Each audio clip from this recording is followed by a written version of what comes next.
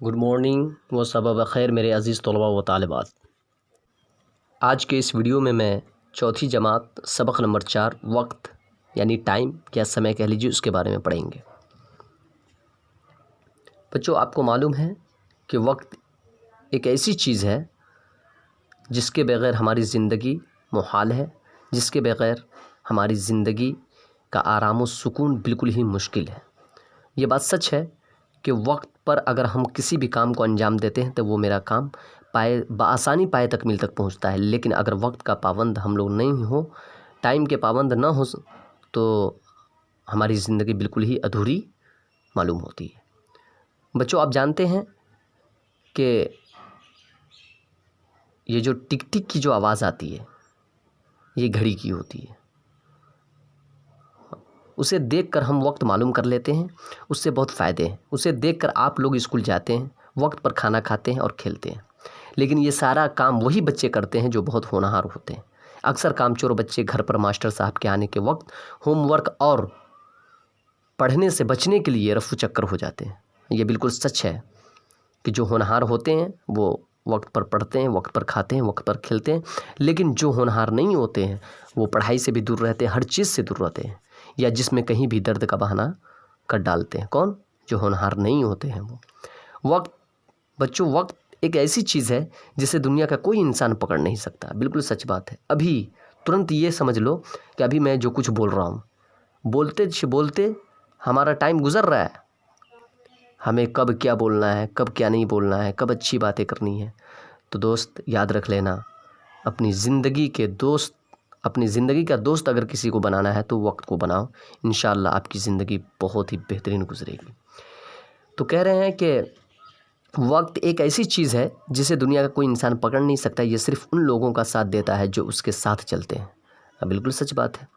اس کا صحیح مصرف کرتے ہیں، اپنا وقت بیکار اور فالتو کاموں میں نہ گنوا کر اس کا ٹھیک استعمال کرتے ہیں۔ وقت بہت قیمتی چیز ہے، ہماری زندگی کا ہر منٹ ہر لمحہ قیمتی ہے۔ ہمیں اپنے وقت کا استعمال بہت سوچ سمجھ کر کرنا چاہیے۔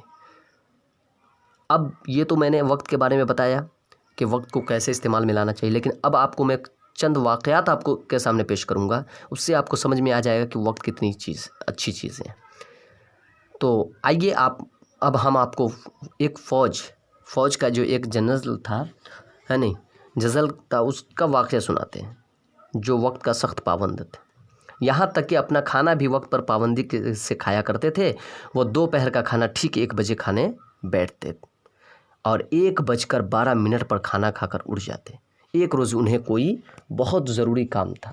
ٹھیک 1 بجے نوکر نے میز پر کھانا لگا دیا، مگر کام میں 1:13 ہو گئے۔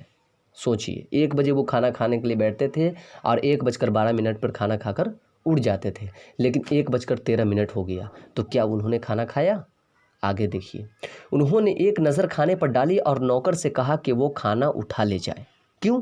حالانکہ اس وقت ان کے پیٹ میں چوہے کود رہے تھے۔ یعنی چوہے کودنے کا مطلب یہاں پہ یہ نہیں ہے کہ چوہا ریئلی میں کود رہا تھا، بلکہ یہ ایک محاورہ ہے جس کا مطلب ہوتا ہے ان کو بہت تیز بھوک لگی تھی، لیکن انہوں نے کھانا نہیں کھایا، انہوں نے کھانا کو واپس کروا دیا، صرف اس لیے کیونکہ ٹائم ان کا جو کھانا کھانے کا ٹائم جو تھا وہ نکل چکا تھا۔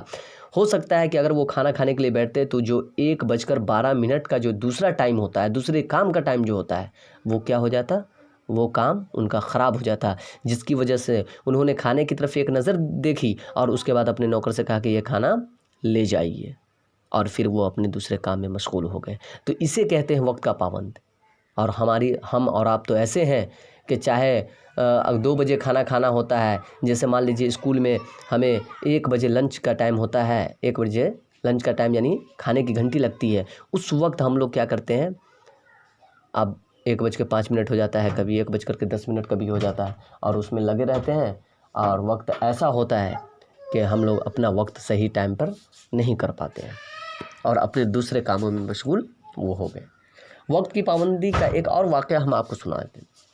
جان ایڈمز وقت کے اتنے پابند تھے کہ لوگ انہیں دیکھ کر اپنی گھڑیاں درست کر لیا کرتے تھے۔ ایک بار شام کو 6 بجے انہیں کسی میٹنگ میں پہنچنا تھا۔ ہال میں بڑے بڑے لوگ اور مہمان آئے بیٹھے تھے۔ وہ سخت تعجب کر رہے تھے۔ ہال کی دیوار گھڑی میں 6:03 ہو چکے تھے، مگر جان ایڈمز وہاں نہیں پہنچے۔ پھر جان ایڈمز ہال میں داخل ہوئے۔ ایک نظر حال کی دیوار گھڑی پر ڈالی، پھر اپنی گھڑی دیکھی اور لوگوں کو اپنی گھڑی دکھاتے ہوئے بولے شاید یہاں کی گھڑی کچھ تیز ہے۔